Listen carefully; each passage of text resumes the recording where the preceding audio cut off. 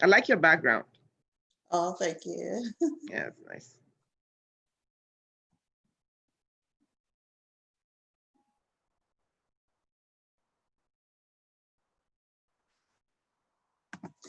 So we are back live. So we have 4 more minutes before the start time. Actually, 3 more minutes. Okay. So How long is it? How long are we on for? 30 to 45 minutes. Depends on how you flow. Okay. I mean, we could do an hour if you want. No, but you know, we'll see it. We'll see how it works. You'll know when to. You know when to shut it down. So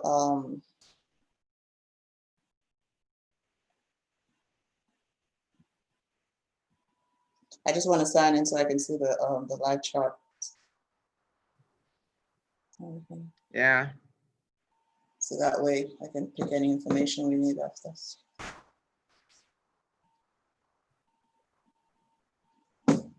So you are a one-man show here. You don't have anyone helping you with all that. Yeah. So it's been good. It's been good. So 2:58.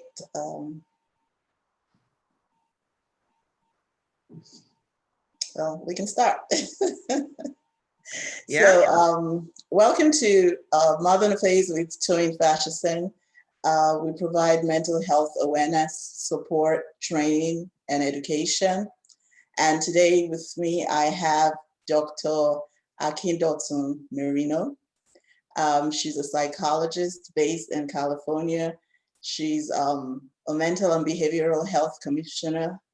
She's a family psychologist and professor of psychology. And she's also the president of JARS Education Group, which provides mental health research, advocacy, and treatment.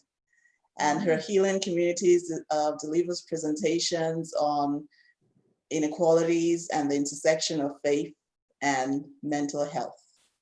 So I'm very happy to have her here with us today. Thank you, Dr. Merino, for honoring our invitation. Today, we're going to be talking about healing racial trauma in children.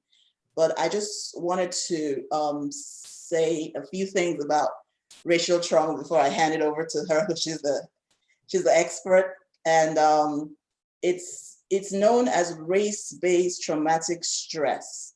I read that the president of the American Psychological Association said that we're living in a racial pandemic right now. And Dr. Bernice King, the daughter of the late Martin Luther King Jr., said it's traumatizing to be living through a global pandemic and living through the viciousness of racism at the same time. So we're reeling from one, and then we get bashed by the other. So it's like there's no respite. There's no way to catch our breath. So, but like I said, she's gonna break it down for us because we want to start from the root. We're here today as parents and guardians and grandparents and caregivers to be able to know what to look for, to know the risk factors, to know the ways that we can help our children to build resilience in them and to help them adjust and grow up to be well-adjusted adults, not carrying the baggage of the trauma of their childhood. So I'd like to start off, Dr. Merino, by asking, do you think that racial trauma should be classified as a disorder by itself, or do you think it should be lodged under something like PTSD? What are your thoughts? Okay, first of all, thank you for having me. I appreciate all that you do. You are a voice in the dark, and we always we're comrades here, and so I appreciate that. Thank you for your incessant, training and work and all the stuff that you do in regards to mental health. It is much needed. It is much needed in the churches. It's much needed in our communities. So I'll say that first. And in terms of racial trauma being inclusive or included in the DSM, well, it should be. There's actually there's a term called post-traumatic slavery syndrome. Post-traumatic slavery syndrome. You will not see it in the DSM, but it should be in there. If you want to read more about it, what's her name? Dr. Her name will come to me in a minute. She's the one who coined that phrase, and it's been used. Most people in the Black community know about it. Post-traumatic slave syndrome. If you Google it, it will bring it up. And so this is already in existence. We don't have to recreate the wheel. But before we have this conversation, as I was telling you before we came on, we need to have a little bit of foundation, and so we understand what we're talking about. Because what I've found is that when we throw out these terminologies, people receive different, or it means different thing to different people. Now, because we always hear see through our own prisms anyway. And so historic trauma is a form of trauma that impacts communities. Okay, it's a group traumatic experience. That means as a community, we're experiencing this thing. It's different from what you experience as an individual in isolation by yourself. But when we talk about historic trauma, because racial trauma falls within that category of historic trauma. So think of slavery, historic trauma. Think of the Holocaust, historic trauma. Think of the encampments of Asian Americans. That was traumatic. And so think of Rwanda, that's traumatic. So those are historic trauma. Taking the Native Americans from their homes and putting them in schools, putting their children in these institutions, that was traumatic. So those all come under an umbrella of historic trauma.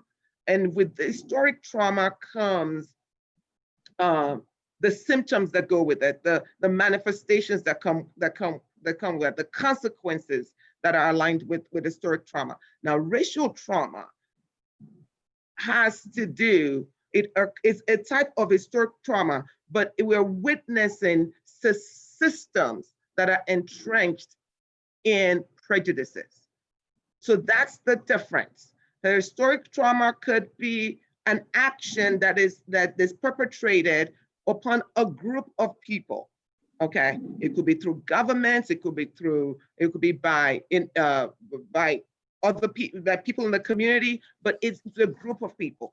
Racial trauma has to do with structures of prejudices, with systems of prejudices. That's the difference. But a racial trauma is a historical trauma.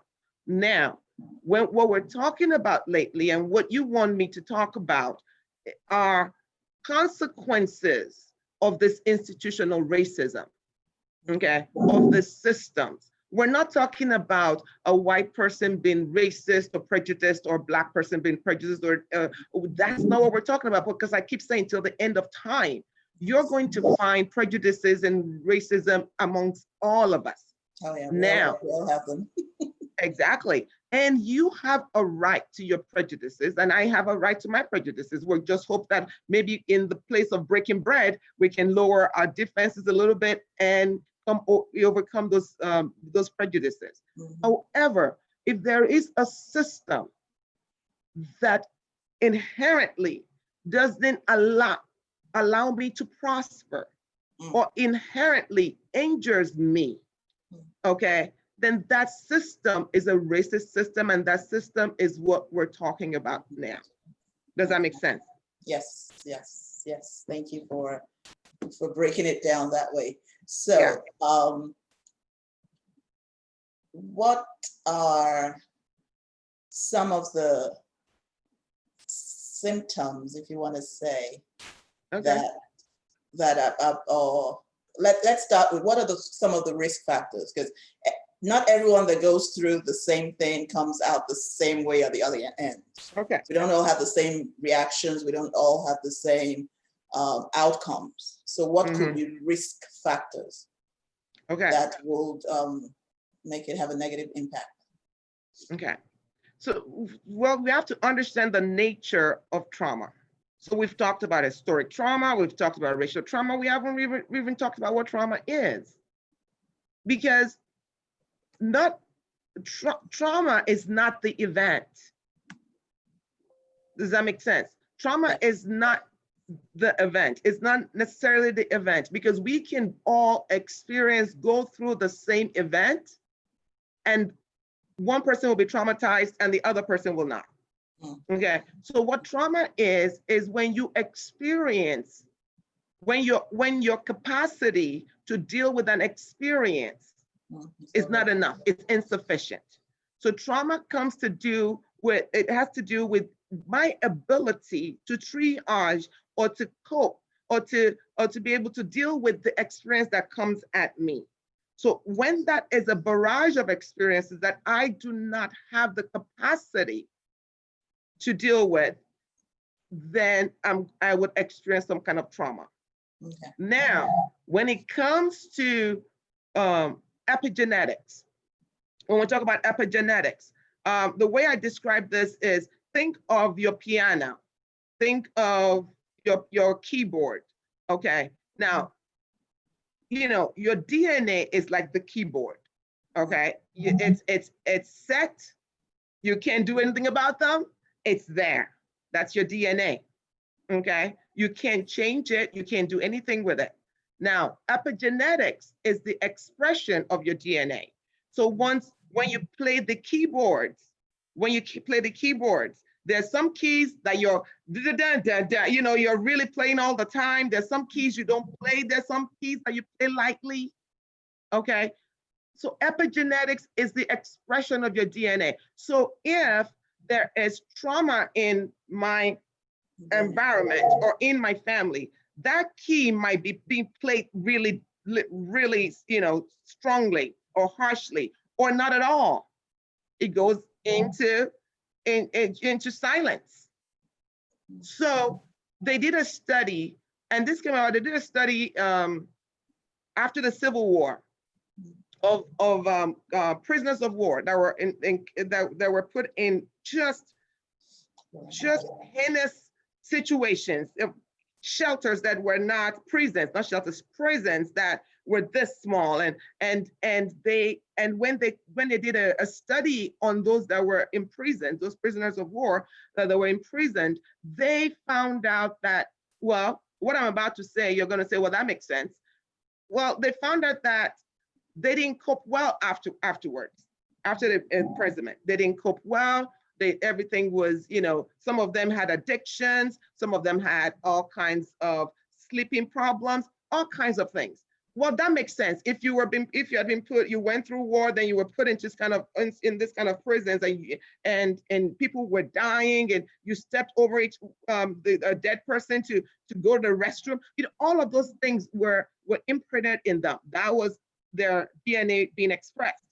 Now, what was surprising in this study was that all of the consequences of that imprisonment actually got transferred to their children, and got transferred to their children's children.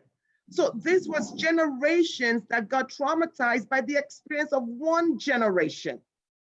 I heard the same thing happened with people from the Holocaust too. Yes. They did a study on them, and they found out that their kids that never experienced it, that it was almost like a genetic mutation, almost like coding. That's epigenetics.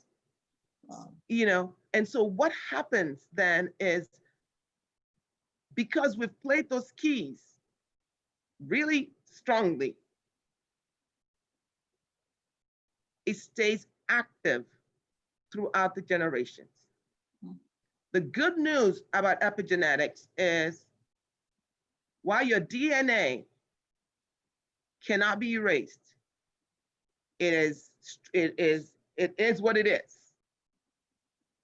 The expression of the DNA can be fixed. Mm. So when we're talking about racial trauma and children experience, first of all, if your parents are experiencing it, it's going to pass it on to you by the way that they parent you. Mm. So don't go in the street. All of the Black parents teaching their boys, you know what? When a cop stops you, you need to, you need to sit up. You need to show them. You need to, all of those things that we tell them. That's trauma responses, and we're transferring something to them. People are not trustworthy. These people, you can't trust this. You're not safe. You're telling them they're not safe, and it's our reality. So hypervigilance on the part of the parent gets transferred to the children. If a parent experiences, just like parents who were experiencing some kind of abuse, it's going to transfer that hypervigilance to their child. So these are some of the things. Now, we know that you can, epigenetics, genetics says that you can transfer those consequences to 14 generations. 14 generations. And what even makes it so bad then is it's not only racial trauma of your parents that you're living or historic trauma of the community. When you yourself experiences it, it adds to the conversation. It's almost what one of my colleagues said, that the system has been built in such a way that there are no loopholes, which means there's no way for you to get out. If they don't get you economically, police is going to pull you over and something. If they don't do that, you're going to be in a corporate America where you cannot get promoted to where you need to be. So there are no loopholes in this thing. It just keeps cycling, and the pain is real. So what does trauma look like for a child? It looks like hypervigilance. It looks like not trusting everything that's been said. It looks like losing weight, can't sleep at night, eating too much. It looks like addiction. There's so many complexities, and we keep telling our kids, oh, don't do this, don't do that. There is a reason why they act out. Because the pain of trauma itself needs to be triaged. And when you're feeling pain, and some of them can't even articulate the pain that they're feeling. I had there was an experience with one of my niece and nieces, and she at school, a little girl, I think she was in 1st or 2nd grade then. A little girl, she was in 1st grade. She was just a little Black kid, just being herself.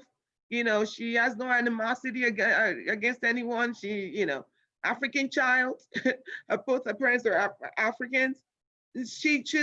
She goes to school and she's hanging out with everybody, Black, white, brown, whatever. And one day, one of the kids told her, that they were hanging out in a group, and she wanted to join them. And one of the kids looked up and said, "You cannot join us." And she was like, "Why?" And said, "Because you're Black. We don't want Black people." Like, this is 1st grade. Now, the amygdala captures all of the extreme passions and extreme emotions. Most of them negative. You got the amygdala to blame for that. It will capture that experience in her brain forever. And and if we didn't deal with it the way we dealt with it, she could be traumatized for life. So it's not just historical trauma. It's not just racism. We're talking about a system that recycles trauma.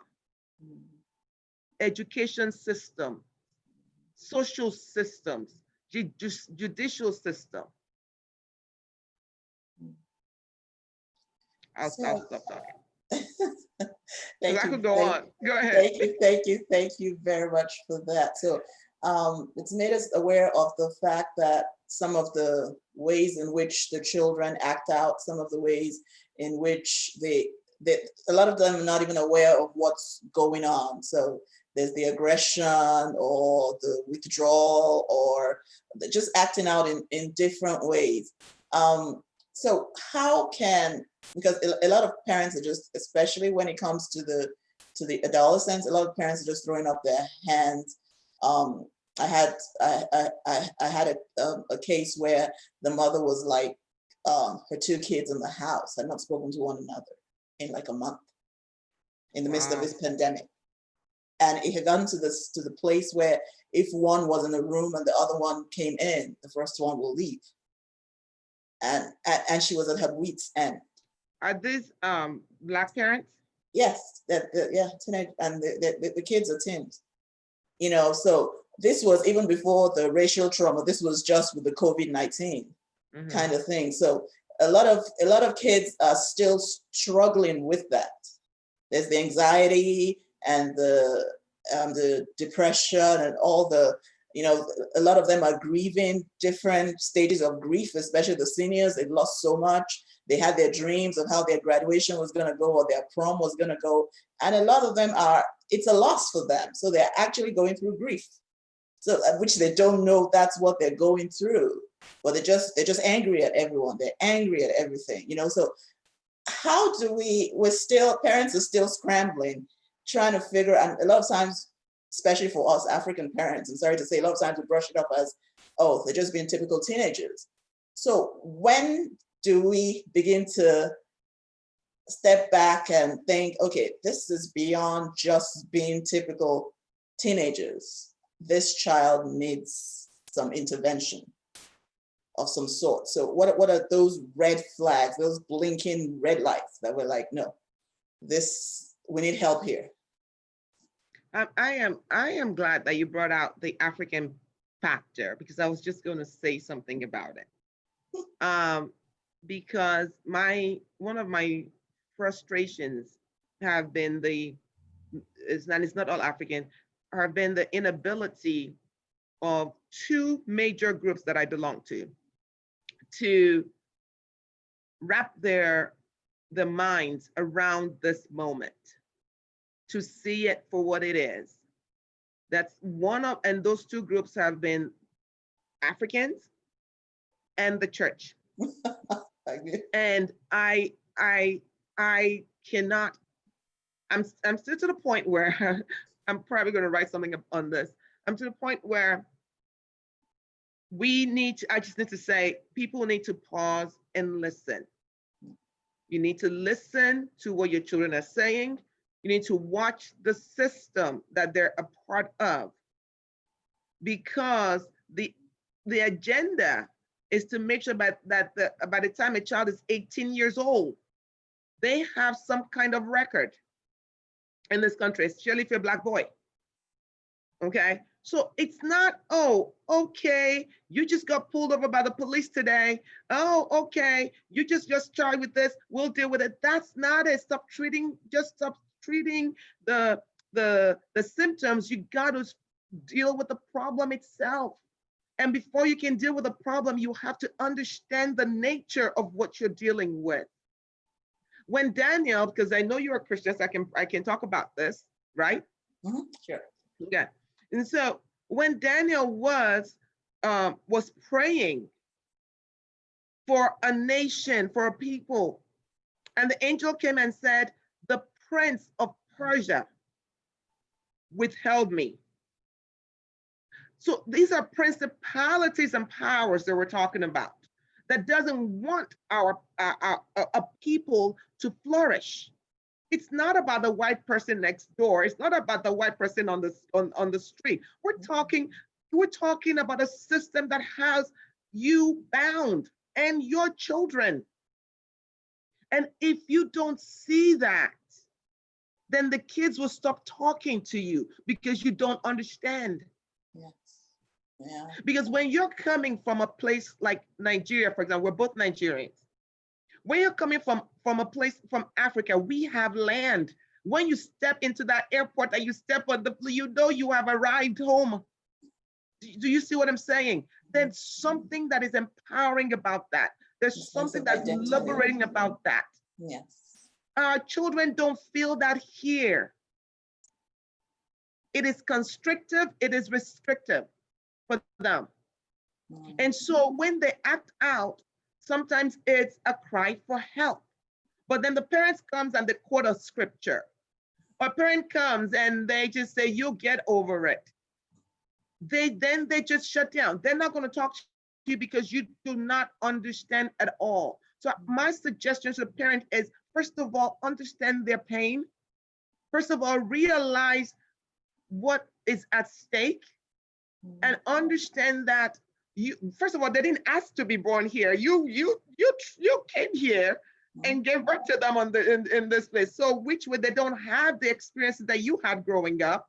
And so you did not bring trauma into this country. You were not traumatized. So you were able to flourish, you were able to go to school, you were able to do all the stuff that until it hit you. You know, maybe somebody said something to you or this friend said this to you. And then you're like, oh, wow, a racist system. But because you have the tools to handle those things and you have something to fall back on, you have a people to fall back on. If somebody came today and said, you know what, we don't want you in this nation anymore, go back home. No matter how bad your home is, you still have a home. Do you know our children, most of them never been to Nigeria, most of them never been back home. They don't have a sense of belonging that you and I have. So one of the protective factors we can give our children is to have a place that's safe, to have a safe place for them to come to. And what does safety look like? I'm not talking about not having crime here or there. I'm talking about you become that safe person. Okay, as a parent, that means you're not judgmental. Okay, that means that you tell them that you understand. You understand. Once you can have those conversations with your kids, they will reveal stuff to you that you didn't even know, you know, that they were going through. My daughter, just a few days, maybe a few weeks ago, we were just washing dishes and just hanging out in the kitchen. She was helping me. And she just started talking about this. And all of the things she told me that she actually experienced in elementary school, from her hair, people saying that she doesn't bathe, all of those kind of things because of her color of her skin, because we lived in a majority white neighborhood. All of the stuff that she went through in elementary school, I had no idea. I had no idea she was going through that. But, you know, so it is important that we create a space that's safe, because at some point they will talk to you about it, you know, to create a safe that is space. And number two, to talk to your children and not talk at them. That's a big one for us. And you know, Africans, we want to tell you what to do, how to do, Even you know, adult when to children do. don't want to tell you what to do. You know, and another thing, I'm your mama, so you got to listen. You know, so at some point we have to get to a point where we create this space for them where they listen. And then the other thing is the environment. The environment. If you live in a volatile environment, in an environment that is really set in racism and or a place where there's just a lot of violence, you need to find a way to move out of that place. We used to live in a place where the one I was telling you that she was experiencing, my daughter, and then my oldest daughter, she experienced so much hate in high school in this particular town. I could not wait till she graduated to get out of there, because I just thought there's no way I'm going to expose these other kids to what this girl just went through. You know, you don't need to be in a place where you're not wanted, number one. You don't need to be in a place where you keep, introducing your children or exposing your children to trauma. When you see a therapist for trauma, one of the things they try to do is tell you don't re-expose yourself to the event. But there's some people that maybe for financial reasons or some other reasons cannot move. So in that, it's almost like a shelter in place for them. How do they help? Because another issue that I have a child with special needs, and I mentor mothers of children with special needs. So one of the challenges for a lot of them, because I've had like sessions with them, a lot of challenges for a lot of them, especially with children on the behavioral spectrum, has been helping them through this pandemic. Now, some of them are cognizant enough to also be aware of the racism, and some of them have actually experienced it. So how do you help a child with special needs who already is struggling with the COVID-19? I mean, they already have that, diagnosis, they already have the challenges with that. Then you add the COVID-19 on top of that. Now you add this. How do the parents My gosh. help?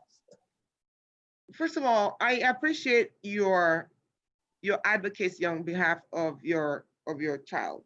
Okay, so you are one person who basically we should model. Parents with special needs should model their behaviors or their actions after, because one of the things you can do for your child who has special needs is to be their advocate. Okay, is to make sure that you're advocating for them. Really, I'm going to tell all Black parents, you need to advocate for your kids till they graduate high school. Mhm. Because the system, I'm not talking about people, I'm not talking about teachers, individual teachers, they're awesome It's the system. teachers in all shades and color.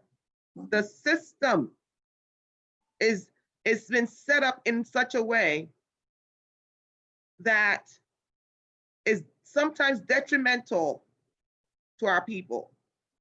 Yeah, they found out, I think they did a study that even in the school systems, children of color are disciplined harsher than their Caucasian counterparts for the same offense. So it's built in, and that's why a lot of times people don't see it because that's the way it's always been. So they don't get it. They don't. The system is not broken. No, the that's system is built that way. It's working perfectly. Yeah, it's working perfectly the way it's supposed to work. Yeah. My husband is I think at this point, I wasn't sure if he was a teacher or he was a VP. I can't remember. Oh, I think it was a teacher. And there was a teacher at the school that would just write up Black boys, literally refer them all the time, even before they did anything. And so he actually went and confronted this teacher and like, why are you just writing them up? Not because of what they've done most of the time, but because of what you think they're going to do. Wow. Do you understand what I'm saying? This thing is entrenched. This thing is there. Now, you don't need a percentage. You don't need 50% of teachers to be racist. You don't. You just need one. But you can fire a racist teacher, but what you gonna do about a racist system? And this is what I'm trying to tell people, that this conversation is not about you. This conversation is not about any one person. This conversation is not about you. You have your stories. Everybody has their stories. We're talking about a system. So advocate for your children. I remember one time, my son was in elementary school, brilliant student, always had A's. And in this particular class, he was just getting B's. So, you know, practice what you teach. So I went to the school to have a conversation with this teacher. Do you know what this teacher said? She said that she just doesn't give out A's. Oh. So we had a conversation. It's not about giving or not giving. No, you don't give out, you should not be giving out any grades at all. Yeah, Your students should earn the grades. Yeah. Okay, so, well, I'll just leave it at that, because so now imagine if there was special needs, children, and the system is also geared to give our minority students all kinds of diagnoses too. Yeah, they get the ADHD first. They will diagnose you, and because look, this is all about money.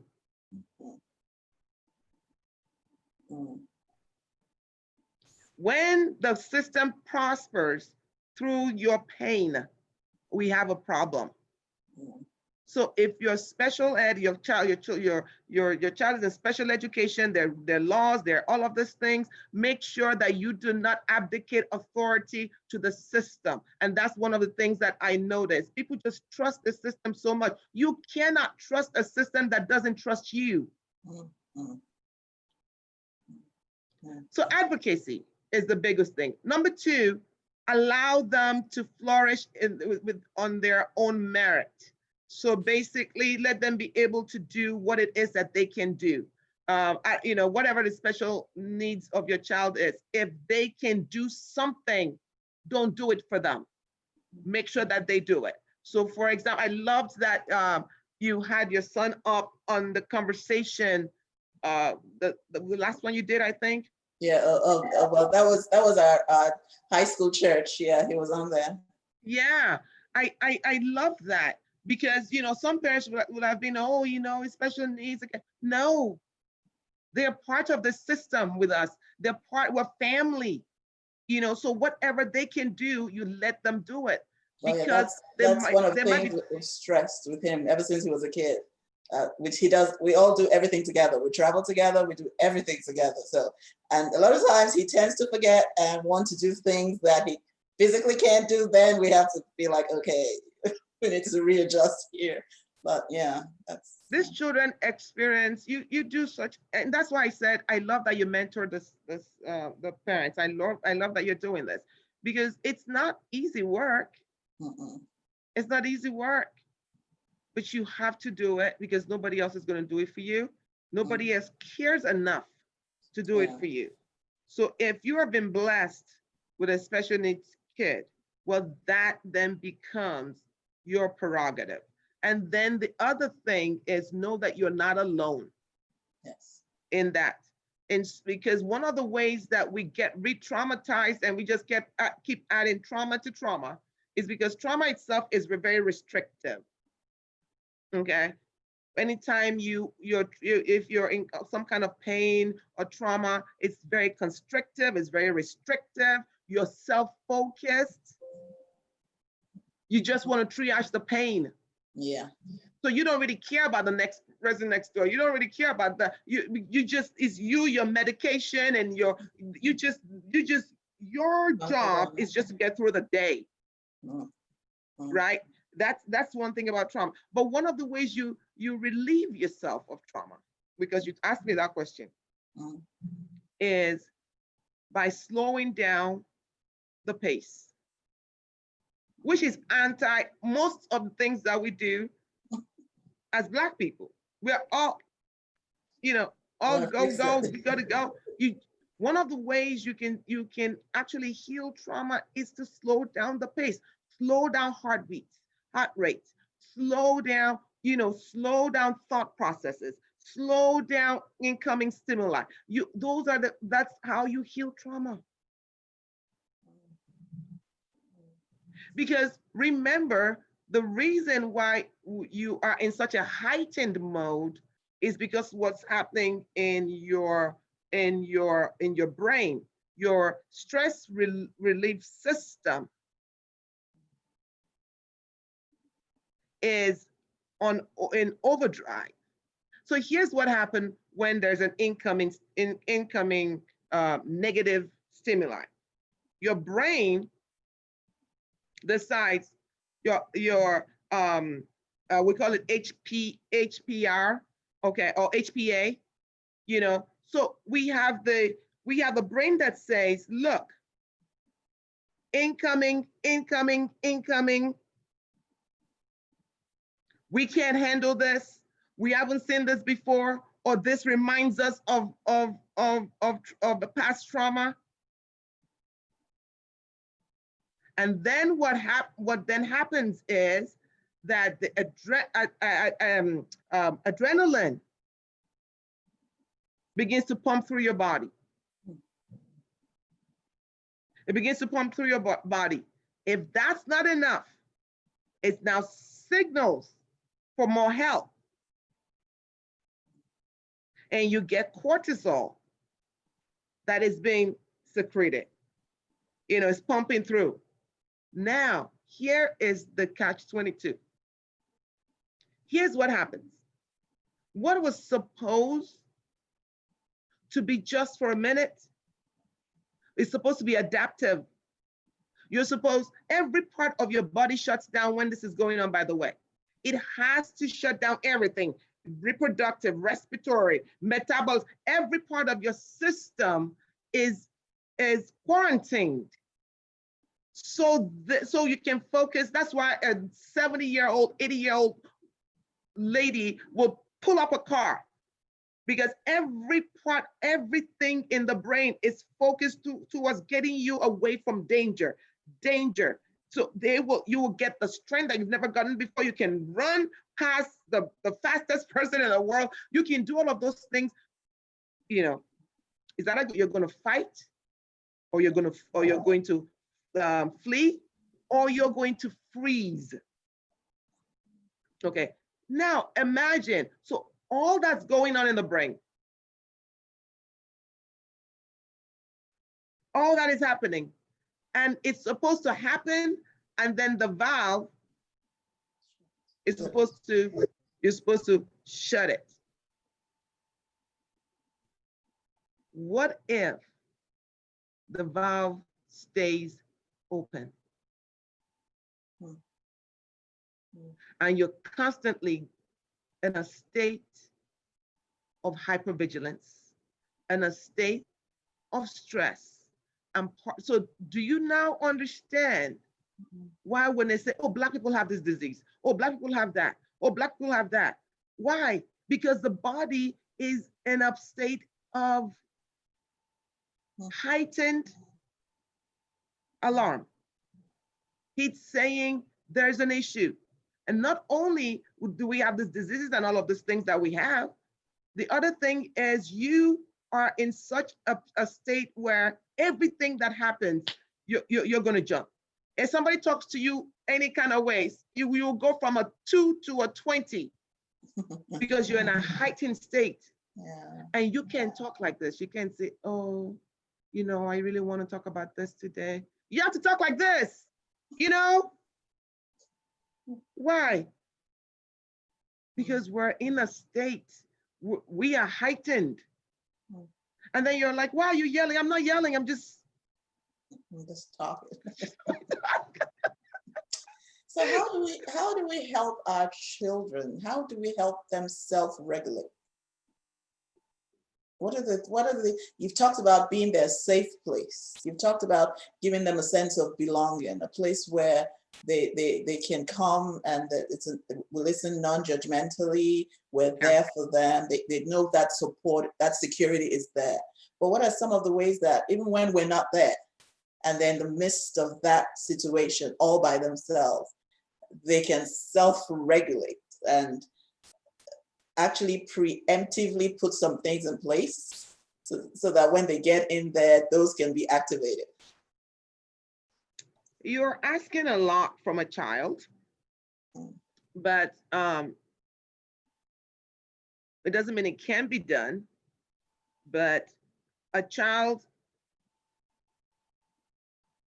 the very psychology or emotionality of a child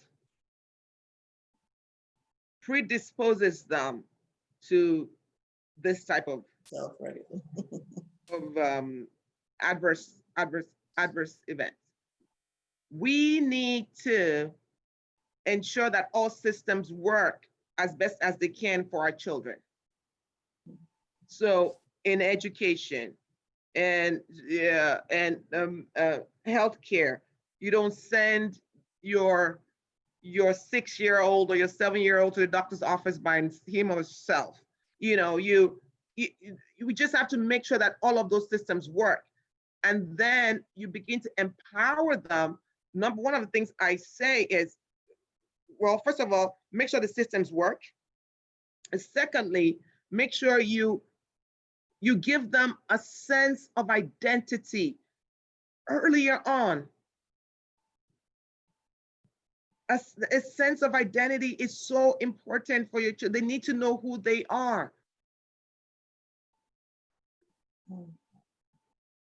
They need to know who they are, whose they are, and why they are here. As they progress, they need to know why they're here. One of the reasons my daughter told me that she was like, I didn't really have to tell you, Mom, because I knew who I was. So you have to develop that sense of identity in your children, that they are not, see, this is one of the things that happen, and even as a teacher, I used to see this with African parents all the time. They abdicate authority to the schools. You know, abdicate authority to the authorities because they think that they know better, because that's the way we were raised. You know that your teacher in Nigeria, you know, your parents are going to listen to that teacher. You know your parents are going to listen to the authority because that's the way we were raised. You cannot do that here. Don't abdicate your power. Don't abdicate your power. Make sure that you are engaged in this. Let them see you with your child go to class. You know, take them to school. Let them see you at the PTA. Let them see you at events. Let them know that you're a parent. That way you're building a sense of support for your child. Remember I told you that trauma is very restrictive? Well, your job is to make sure that you become an open system. Get the help that you can get. And so sense of identity even starts with child rearing, just like from 0 to 3 years old, 4 years old. Don't do for your child what they can do for themselves. Let them know that there's consequences to actions, but let them also know that there's some things that they have no control over. This is important because when we preach a message, which a lot of Christian evangelical Africans preach, of the name it and claim it, of the, you know, this happens if you pray, you got to get this. This is, if your prayer isn't answered, it means you're not believing enough. And the child goes to pray about some kind of issue that he or she has at school and doesn't see a response. Then not only are they at what did you say? I said, oh, it's not the one they want. Oh, so not the one they want. You know, they begin to question everything. You know, they begin to question the faith. They begin to question what we see as our identity. They are deconstructing it. They're like, they want it to work. I had to tell my kids at one point, you know, you can't, you know, you have to find your faith in this. You have to find what you believe in this, you know, because there was one time somebody said, well, I prayed about this and God didn't answer. And I could have said, well, you know, you didn't pray hard enough. You didn't do this, you didn't do that. I said, I don't know either. I said, I don't know why that prayer was not answered. I don't know why you didn't get, I could have explained, I could have said all kinds of things. No, God says maybe, and God says this, none of that. I got to her place and I was like, and I don't know why that, they need to know that some things you don't know. Yeah. I said, but we have to figure out why we believe this God. Why do we believe him? You know, is it because of what he can give us? So we had a whole conversation on how to believe, on why we believe. We had that conversation. So this is how you develop your child in creating a sense of identity and a sense of purpose. They need to know why they're here, because if you can do those two things and you can do them well, you would have gifted them the best gift in the world: identity and purpose. Make sure they have an identity. And another way you can build identity is through ethnicity. Let them be aware of the good of your culture in such a way that they know it also theirs. You know, they need to know it's theirs. It's not just for mommy and daddy, that it's theirs. You belong. You belong. Let them be part of that Nigerian culture. Let them participate in that, because they might act like they don't like it now. They love it. Because everybody wants a sense of belonging. So if you don't, so create it in your home. And one of the worst things that could happen is people acting as if they don't, you know, Africans acting as if they've disowned their home. and this is home. See, are you serious? Let me tell you about the place let me talk to you a little bit. So don't do that. So together we heal. It's in the context of relationship that we get hurt. It's also in the context of relationship that we heal. We heal together. Your child and you will heal together. And if your child is not listening to you, find somebody they'll listen to. It doesn't have to be you. It does not have to be you. Find a therapist they can go to. Don't be ashamed. Find an auntie they can talk to. Don't be ashamed. It doesn't have to be you. This thing is going to take all of us together.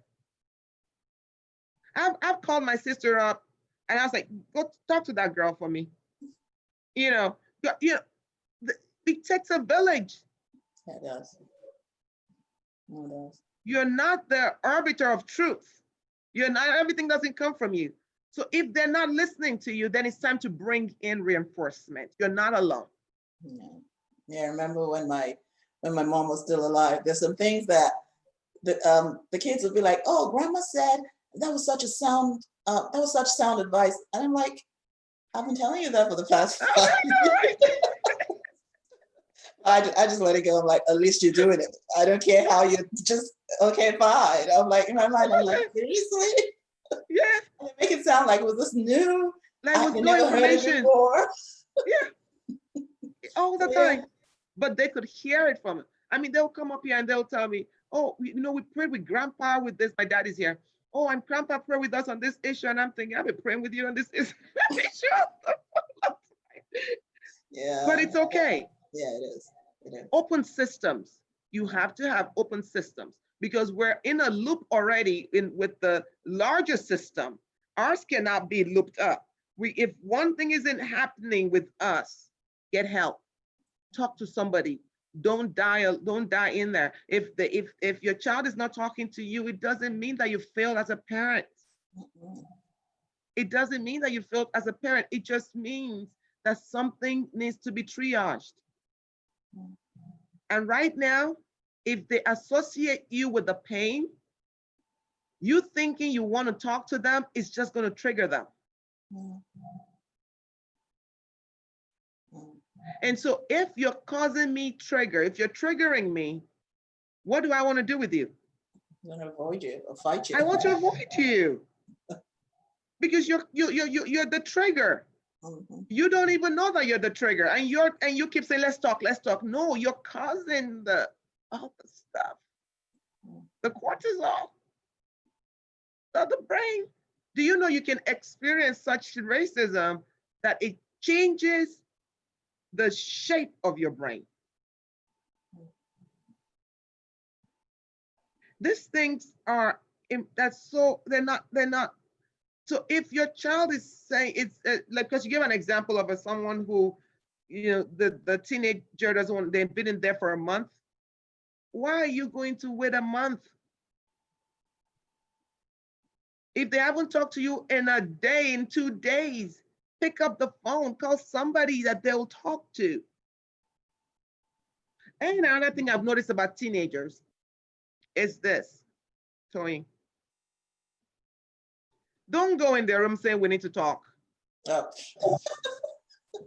It just doesn't work. It just doesn't work. You just have to remember when you were a teen, it didn't work either. So. Exactly. It doesn't work. That was shutdown mode. It doesn't work. So do what they want to do. Be fun. Do what they want to do. And sometimes I just go to their room with no agenda. And I just lay down on the bed and we're just talking, doing stuff. And then they start talking. Mm-hmm. That's how I find out a lot of things. They'll say they want to go out. Okay, let's go. No agenda. On the drive there, they'll do some talking. Try to do what they want to do. Stop all of this authoritarian thing. The way we were raised, it doesn't work that way with them. So you have to find a way to come to their level. And another thing I also remind myself and remind us parents is we have to decide, is this a hill to die on? Because there are a lot of things we're so rigid about that if we sat down and thought about it, it's just a personal preference.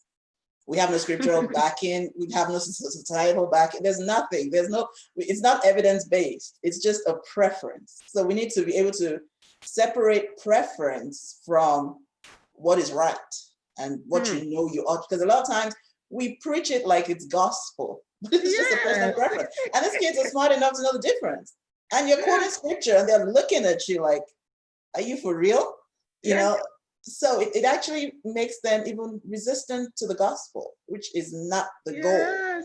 Yes. So those are the things we need to be extra careful about. If you're, by the grace of God, I have my the last born is going to college. And the last time find out one of the things I've done with the other ones when they went to college or university, I personally would help them find a fellowship. They knew that was really important to me. I wanted it to be important to them too. So we will take the time to research, campus fellowships, research what was going on, and decide on a fellowship. And honestly, that is because I knew that they needed a community of like-minded people. You don't just, and it has really helped us it's really helped them. They usually on campus are very involved in their fellowship and they form friends there, they form life there.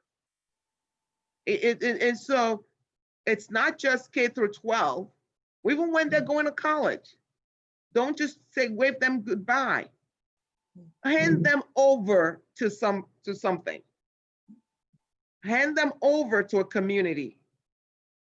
They're African American, African communities on campuses. Hand them over to a community of faith. I think that's also very important if you're a Christian. And be sure you understand the community of faith you're handing them over to. Exactly. I have this experience. I know, oh my God, Tony, we're like almost 1 o'clock. Oh, Let me share this experience with you and then I'm done. My oldest daughter went to a school, Cal State Dominguez here. And that was where she did her first 2 years before she went to Biola. And the reason, another thing, the reason she went, I made sure she went to Dominguez. Actually, she only applied to 2 schools, Dominguez, and I think it was Cal State Long Beach. Because after she had experienced all of that trauma in the high school, racist stuff, I wanted to send her to Nigeria or find a place closer. I couldn't send her to the HBCU because they were far from me. So I thought, okay, let me see some minor, at least schools where they had people that look like her. Dominguez fit that bill. So we sent her there. And she thrived in at Dominguez. You know, for the first time, her Blackness was celebrated. You know, she thrived. She had a home radio show. She thrived. But then I started finding out that every time I called her, she'll say, "Oh, Mom, I can't come home." Or I went on evangelism. Or I did this. At first, I was really happy because it was always Christian stuff. She was like, "I'm evangelizing. They're praying. They're doing all of this stuff." I was glad. I thought, okay. That was the one school that I didn't do the research. I just thought, okay, you'll find a thing. On Mother's Day weekend, this girl was supposed to come home. She calls me and she says that she doesn't think she can come home because they're having something blah blah blah blah at church, at this fellowship. That was when in my spirit I'm like, go get that girl. So I said, I'm coming to get you. Drove to the school, picked her up, got back home. I knew there was something off. She wasn't herself. Something is off with this girl. She's not herself. I started praying. I was just praying. We get home. I was praying. I didn't say anything. I said, what is it, Lord? What is it? What is going on? I hear a knock on my door. She comes in and she tells me that she has news for me. I said, what's the news? She's crying now. She said, I have to disown you. Oh. I said, what do you mean? She said, well, the scripture says that whoever doesn't disown father and mother is not fit for the kingdom. So I have to disown you. I said, oh, that's why you've been avoiding coming So that home. was a call. I was like, okay, all right, it's okay. Long story short, I told her, call all of the leaders of that group. I'm coming to see them. And they were not just doing this to her and her friend too. So they said, both of you showed up. I drove to that school, got in a meeting with those people, and I told them, I said, let's now discern scripture with scripture. By the time I was finished with them, I said, you are taking minority kids who already have, you know, societal systemic issues, and you are preying on them, trying to take them from their families. Wow. Because apparently that particular group, they tell you who to marry. They literally take you away. They tell you the job to have, everything. So I said, I cannot tell you to stop what you're doing. You all do it. I said, but these girls right here, if I see you guys contact them one more time, it's going to be a legal issue. Okay. So I sat there and I did scripture with them. I started dividing the word with them. I said, while she was in my stomach, she already got a prophecy from God. I said, so anyway, so we took them away. Those two girls, that's how they got out of that.